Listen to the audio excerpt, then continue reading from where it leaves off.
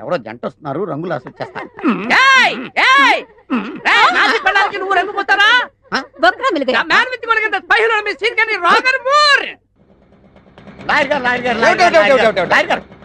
మీరు నన్ను కాపాడాలి లాయర్ గారు. కాపాడాలా? ఏ కేసు నుంచి? మర్డర్ కేసు నుంచా, మానభంగం కేసు నుంచా, యాక్సిడెంట్ కేసు నుంచా, ఐపీ కేసు నుంచా? కేసు నుంచి కాదండి బాబు, నాకు ఒక విచిత్రమైన జంట తగిలింది. వికృతమైన భాషలో నన్ను పీడించేస్తున్నారు. అన్నట్టు మీకు 4-5 భాషలు వచ్చు కదా? 4-5 ఏం కర్మ, 4 పక్కన 5 45 భాషలు వచ్చి వింటారా?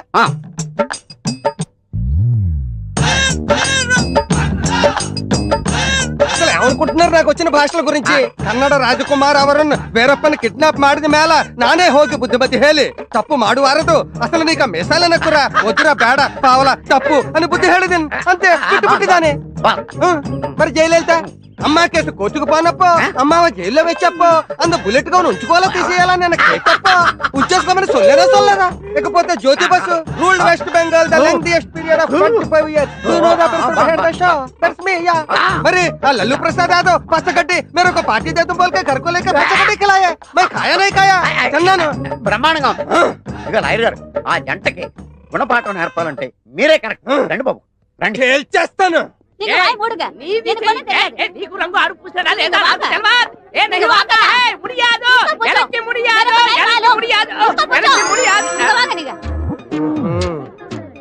చాలా కాలం తర్వాత మళ్ళీ తగిలేడు వీడు. ఈసారి వీడికి ఫీజులో డిస్కౌంట్లు రిపేట్లు ఇవ్వకూడదు.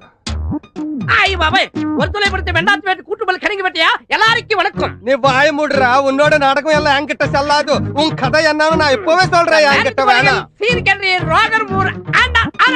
You shut up, bloody anaconda, rockle banda. I will book you in murder case and I will finish you. रोशनी आती है चांद से, सितारों से नहीं. मोहब्बत होती है ये अंगारों से नहीं. जिस देश में गंगा बहती है उस देश में पीने को पानी नहीं है, मगर इस देश में हम रहने का है. कभी कभी ऐसा होता है. అంత లేదమ్మా, లాంగ్వేజెస్ తో కొడదాం అనుకుంటున్నావా? నీ బ్యాక్గ్రౌండ్ నాకు తెలియదు అనుకుంటున్నావా? మొన్న కోడిపెట్ల కేసులో నువ్వు ఆ అమ్మాయి దొంగ సాక్ష్యం కింద 500 తీసుకుని బోన్లో నిలబడ్డం నాకు తెలియదు అనుకుంటున్నావేంటి?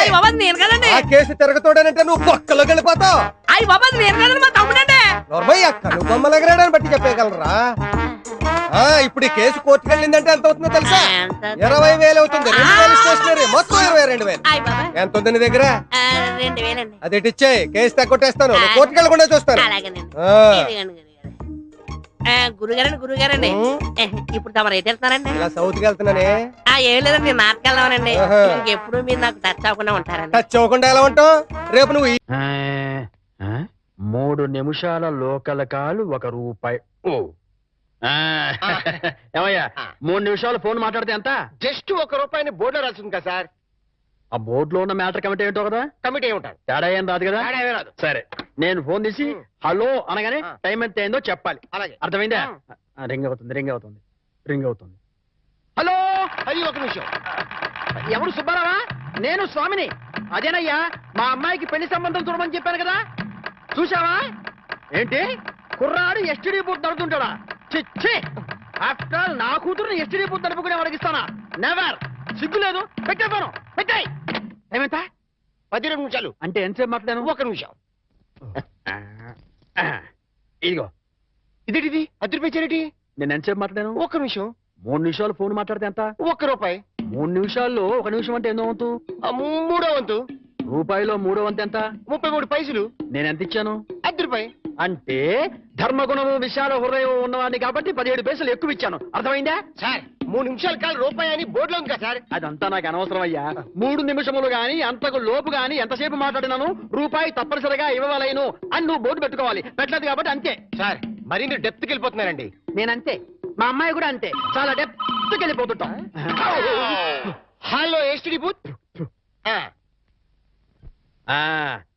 అదయ్యా, ఆ 3 గదుల పోర్షను అద్దెకిస్తా. అద్దె నెలకి 2,000.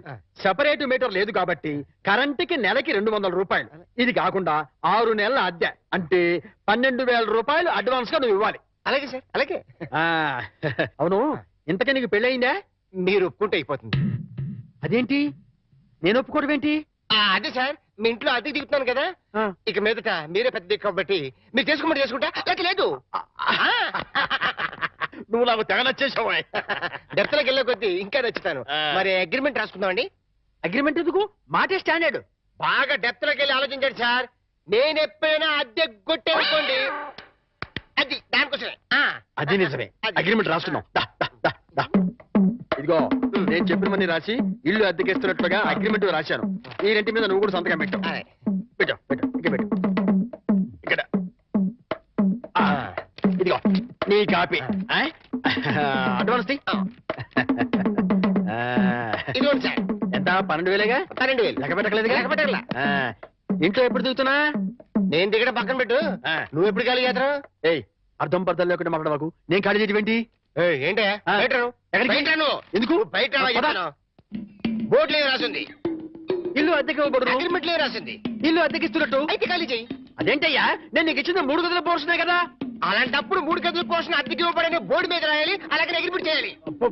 నేను ఒప్పుకోను. నువ్వు ఒప్పుకోకపోతే ఇల్లు అద్దెకి ఇచ్చినట్టు అగ్రిమెంట్ రాసి ఇప్పుడు కాదంటావని చీటింగ్ కేసు పెట్టి నిన్ను జైల్లో చేయిస్తా. అమ్మో, అంత పనిచేయకు. అందుకని ఖాళీ చేసేయి. ఇప్పటికిప్పుడు ఖాళీ చేసి వెళ్ళిపోమంటే ఎక్కడికి వెళ్తానమ్మా? అది కరెక్టే. నేను విశాలవధుడు కాబట్టి నేను రెంట్ తీసుకున్న ఇంట్లో నేను ఉండిస్తా. కాకపోతే రెంట్ అవుతుంది.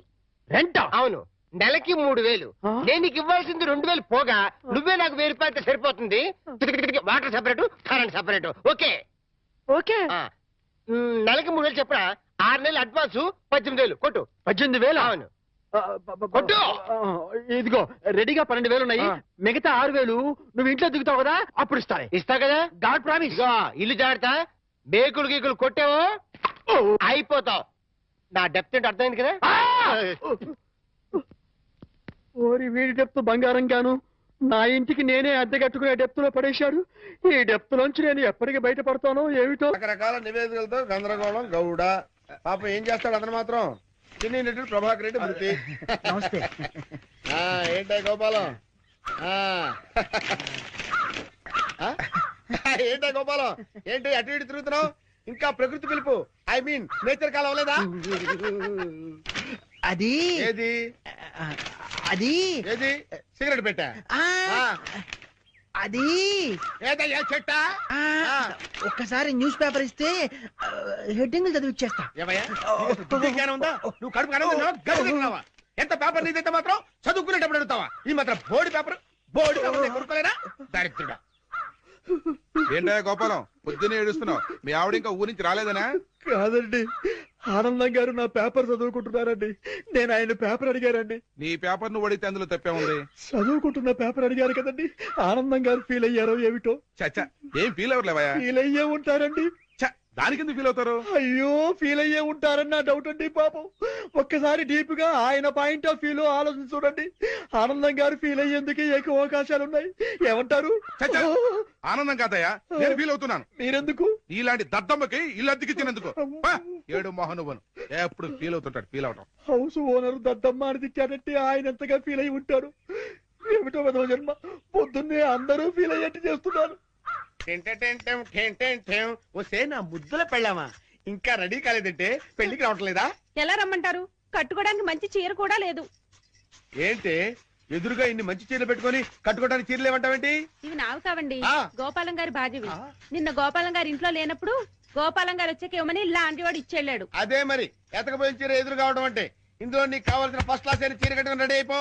అయ్యయ్యో, వాళ్ళ ఆవిడ చీర అడగకుండా కట్టుకుంటే గోపాలం గారికి కోపం వస్తుందేమోనండి. వాడు మహాని కోపం కూడానా? వాడు మహా అయితే ఫీల్ అవుతాడు, లేకపోతే కూలిపోయి కుళ్ళిపోతాడు. వాడి సంగతి నేను చూసుకుంటాను కదా. ఇదిగో ఈ గ్రీన్ అండ్ రెడ్ బార్డర్ సాటి బ్రహ్మాండంగా ఉంది, కట్టుకో. నేను వెళ్ళి ఆటో పిలుచుకొస్తాను. ఓకే?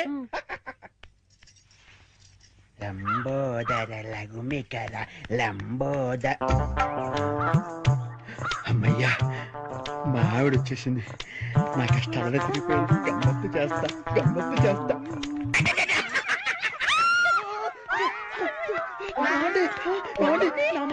అది కావాలలేదండి. అయ్యో ఏమండి, అయ్యో ఆవిడ ఏమనుకుందో ఏమిటో. నేను దానికోసం అనుకుందేమో. అయ్యో నేను ఏమీ చేయలేదండి. ఏమండో? ఏంటా గోపాలం, ఏంటలా బాధపడుతున్నావు? ఏంటి సంగతి? ఏమీ లేదండి. ఇవాళ మా ఆవిడ ఊరి నుంచి రావాలండి. రాలేదని ఫీల్ అవుతున్నావా? కాదండి, మా ఆవిడ చీర కట్టుకున్న మీ ఆవిడని చూసి మా ఆవిడ అనుకుని వెనక్గా వెళ్ళి గట్టిగా కావలించుకున్నానండి. ఆనందం గారు, నేను కావాలని కవలించుకోలేదండి. ఏదో పొరపాటున ఓకే ఓకే ఓకే ఏదో పొరపాటు అయిపోయింది అంటున్నావు కదా దానికి వదిలేదు చాలా ఏమే అలా కాదండి ఏదో చీర చూసి పొరపాటు పడి మీ ఆవిడ్ని కావలించుకున్నానే గాని మీ ఆవిడ్ని కావలించుకోవాలని కల్లో కూడా ఎప్పుడు అనుకోలేదండి. ఒకవేళ అలాంటి కోరికే మనసులో ఉంటే మనసులోనే దాచేసుకుంటాం కానివ్వండి. మీ ఆవిడ్ని కావలించుకునేంత సాహసం చేస్తామా చెప్పండి? ఆనందం గారు, నేను మీ ఆవిడ్ని కావలించుకున్నందుకు అబ్బా! కావలించుకున్నాను 100 సార్లు చెప్తావు. నేను ఎన్నిసార్లు కావలించుకోలేదు? కంపన పుడుతుంది. ఏమే అంటే నేను మీ ఆవిడ్ని కావలించుకున్నందుకు మీరు ఫీల్ అవుతున్నారు కదూ? నేను ఫీల్ అవటం లేదు గోపాలం. ఏం కాదు, మీరు ఫీల్ అవుతున్నారు. మీ విసుగు చూస్తే అర్థం అవుతోంది. నేను ఫీల్ అవటం లేదు గోపాలం. నేను ఒప్పుకోను. పరాయి మగవాడు సొంత పెళ్ళాన్ని కావలించుకుంటే ఫీల్ అవ్వకుండా ఉండేందుకు మీరేమి దద్దమ్మలు గారు. దద్దమ్మలు, సన్నాసులు, చవటలు అయితే పరాయి మగవాడు పెళ్ళాన్ని కావలించుకున్నా కూడా పట్టించుకోరు. కానీ మీరు ఆ టైపు కాదు కాబట్టి మీరు ఫీల్ అవుతున్నారు. నాకు తెలుసు. ఓరే నీ పిండాన్ని పిల్లులకు పెట్ట ఈ రేంజ్ లో తింటున్నావేంట్రా? ఓకే, నువ్వు నా పెళ్ళాన్ని కౌగులించుకున్నందుకు నేను ఫీల్ అవుతున్నాను రా. ఇంకా సేపు నా కళ్ళ ముందు కనపడ్డావంటే నిన్ను ఫ్రై చేసుకుని పరపరా తింటాను రా. వెళ్ళవతలకి ఏమే రెడీ అవ్వు. ఏమిటో ఆనందం గారు ఎంత లేచి ఫీల్ అవ్వకపోతే అంత లేచి మాట్లాడతారు. జరిగిన దానికి వాళ్ళ ఆవిడ ఎంత ఫీల్ అవుతుందో, ఇది తెలిస్తే మా ఆవిడ ఎంత ఫీల్ అవుతుందో. ఏమిటో ఆనందం గారి దృష్టిలో బ్యాడ్ ఫిలర్ అయిపోయారు. రేపటి నుంచి న్యూస్ పేపర్ అడుగుతారు, అడగరు. Bad luck. నా కర్మ. శతమానం భవతి శతాయు పురుష శతేంద్రియే ఆయుక్షేవేంద్రియే ప్రతిదిష్టతి. బాబు ఆనందం, అయ్యా ఇకనైనా నీకు మంచి బుద్ధులు రావాలని, మంచి ఆలోచనలు కలగాలని ఆ అమ్మవారిని వేడుకో. నాకెప్పుడు చెడ్డ ఆలోచనలు రాలేదు పంతులు గారు. చా ఊరుకో. పరాయి మగాడు నీ భార్యని పాడు చేసినా ఫీల్ అవని దరిద్ర స్థితికి చేరుకున్నావట. అలా చేరుకోవడం తప్పు కదా.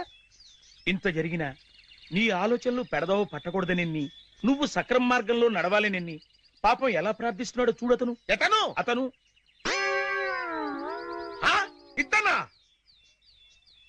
ఒరే గోపాలం, నేను ఏదో అంటే దానికి నువ్వు ఏదో అనుకొని నానార్థాలు విపరీతార్థాలు టీకా తత్పర్యాలు తీసి సాక్షాత్తు గుళ్ళోనే కుళ్ళబోస్తారా? ఒరేయ్, ఈ రోజు నుంచి చెప్తున్నాను విను. నువ్వు నా పెళ్ళాన్ని కౌగులించుకున్నావని ఎవరితోనో చెప్పినా, నేను మాట్లాడిన మాటలకి డబుల్ మీనింగ్లు తీసినా నీ పెళ్ళాన్ని రేప్ చేస్తాను.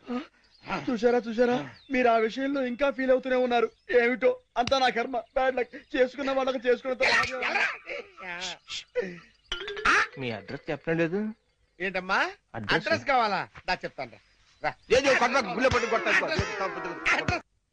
ఏంటో ఈ గోపాలం గాడు ఒకడు నాకు తగిలేడు, దరిద్రుడు. అయ్యో చెప్పాడు మొత్తం చెప్పేసి. ప్యాంట్ వేసుకొని డ్రైయర్ వేసుకోకపోతే బాగుండదు. ఏరా చెప్పేశావా? మొత్తం చెప్పేశావా? నువ్వు నా పెళ్ళాన్ని కౌగులించుకున్నానని ఫీల్ అవటం లేదని, నువ్వు చేసే వేద ప్రచారానికన్నా నా పెళ్ళాన్ని పాడు చేసినా బాగుండేదని నేను అన్నానని ఈ విషయం మొత్తం చెప్పేశావా? ఏంటి, ఇతను మీ ఆవిడ్ని కౌగిలించుకున్నాడా? ఎప్పుడు?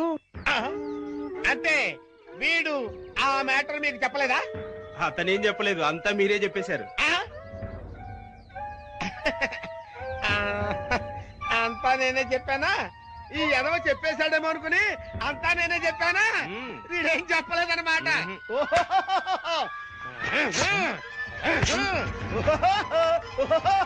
బాబు రండి రండి రండి రండి. ఈ ఎదవ నా పెళ్ళాన్ని కౌగులించుకున్నాడు.